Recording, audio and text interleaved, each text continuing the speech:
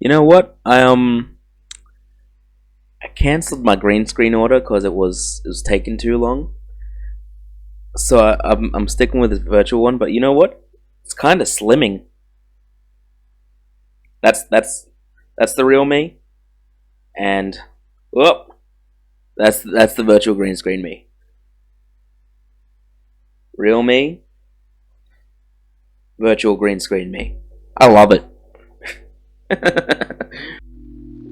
Welcome, one and all. It is with great pleasure that today I get to announce our very first Nintendo Switch game review. And we'll be kicking it off with none other than Astral Chain. Here we go.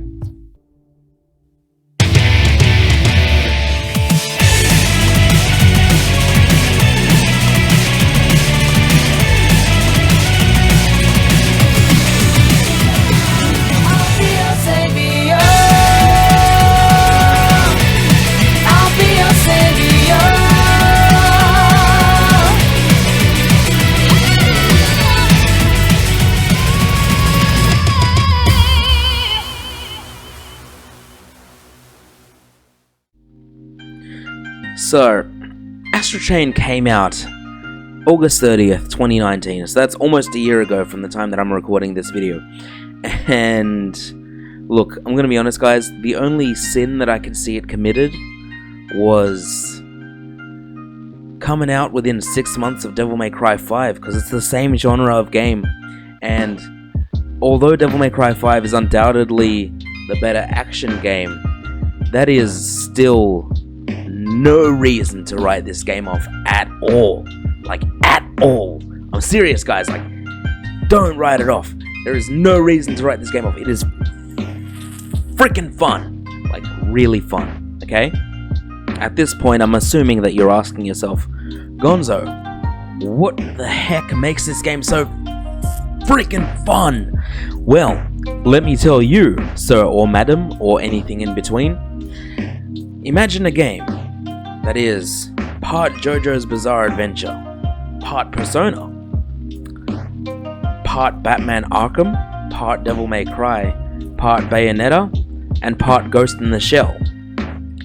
Now, if that's not an intriguing enough concoction for you, something that got me even more hyped was the artist. So you can see this beautiful art behind me, and it is done by the one and only Masakazu Katsura, who did one of my favorite manga of all time. I even bought the anime series, Zetman.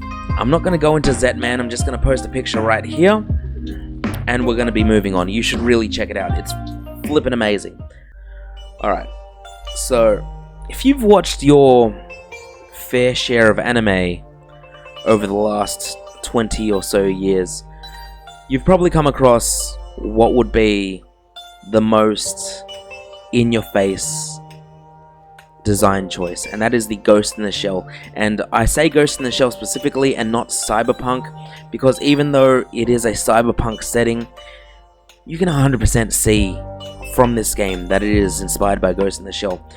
There is bustling cities, there is shanty towns, there is like underground sewer systems.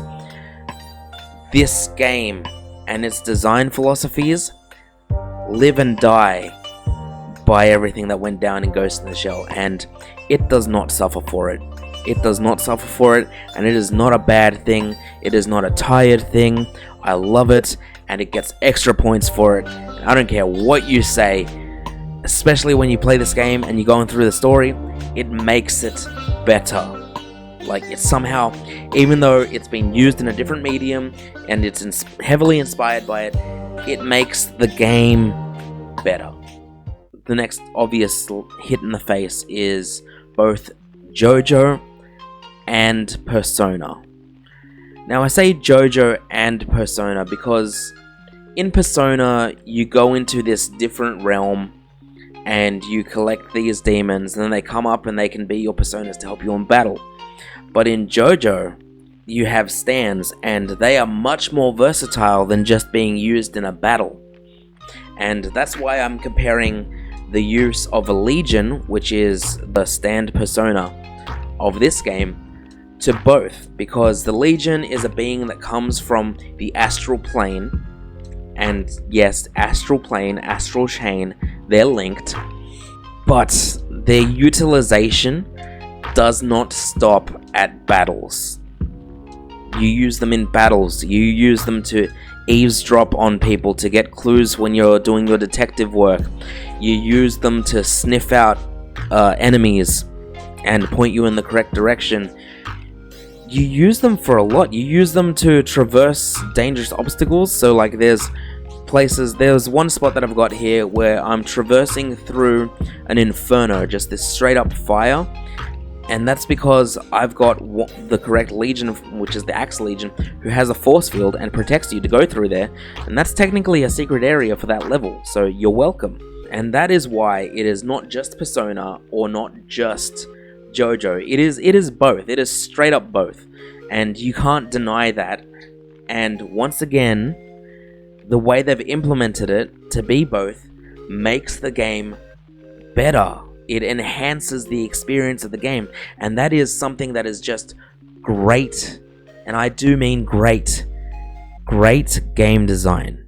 Alright, so the next thing that I'm going to touch on is how this relates to the Arkham games, and that is specifically just with one feature, but this one feature is essentially integral to a lot of levels, and that is the detective mode. So the detective mode in this game is used for crime scenes in the same vein as how it was used for crime scenes in Arkham Origins and Arkham Knight, where you have the detective vision that sees the whole scene play out in a hologram.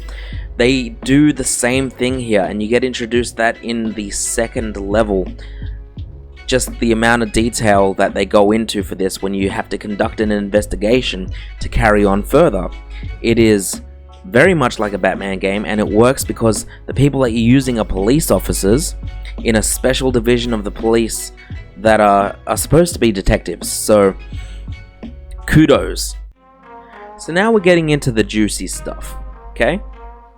And that is the main gameplay. Or essentially, yeah, the bulk of the gameplay is battles. So that is what we're going to get into. But first, we've got to talk about this grading system, okay? Because this grading system and only a small piece of the battles are really what connect this game to Bayonetta.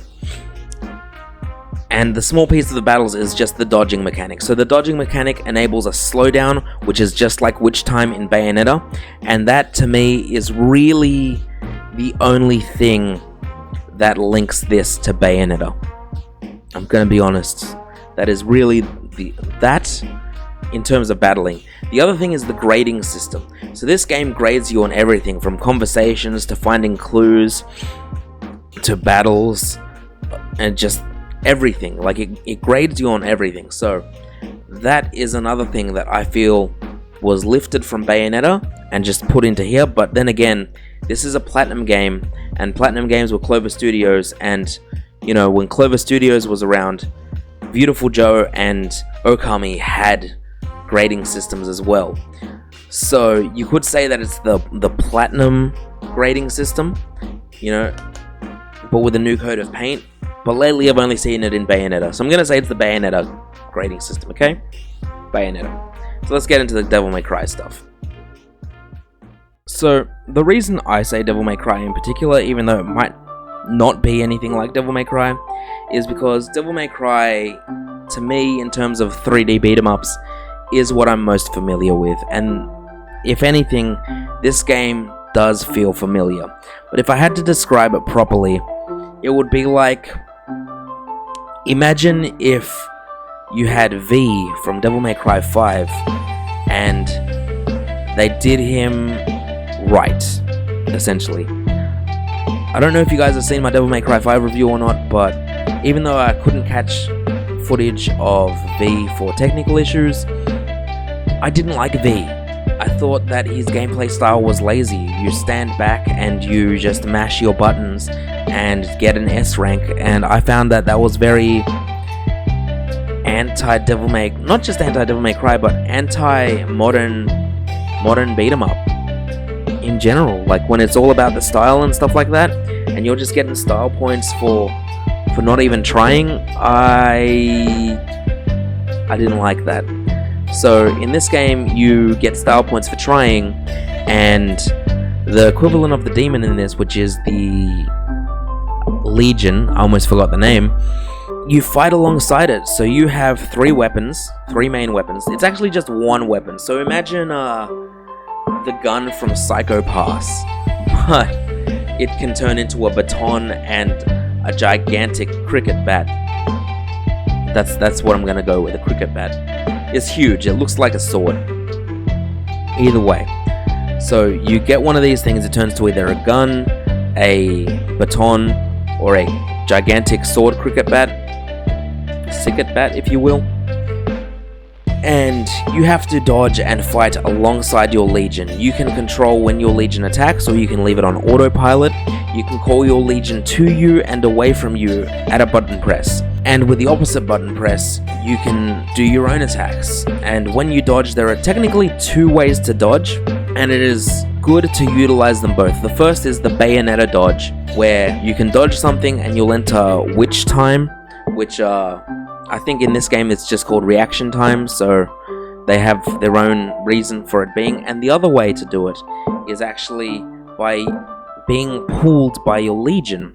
So if you hold down your Legion's attack button and then you hold down your attack button, your Legion will pull you towards where they are. And this is really handy if your Legion is at a different place and you're about to be attacked, because it serves as an attack while you're in the air. So you can knock away anything that's about to hit you, as well as if you press the attack button while you're being pulled, you do a sliding attack, which can lead to a combo linker, which will do like a special move with your Legion. And that's why it's important. So this game might not play like Devil May Cry at all, but it's what I imagine V would be like if he was done right. And well, the thing that is most similar with Devil May Cry is eventually you unlock your own version of a devil trigger, surprisingly enough. I did not expect this, but seeing as originally I thought that these legions were all like digital beings, which they technically are if you go into the story, but at the same time they come from a completely different dimension, so kind of like a hellscape sort of dimension called the Astral Plane. And eventually stuff happens and you gain the ability to merge with your Legion, and so you don't have a Legion, you just have your own attack buttons, and then some of the buttons get reassigned to be essentially a whole different way of playing the game. And I've got to tell you guys, like, it's pretty freaking sweet. Like, your attack gets amped up way high, your speed gets amped up way high. Imagine just if the Sin Devil Trigger was your main Devil Trigger, but it just took twice as long to load up the gauge. That's what it feels like, having this in it.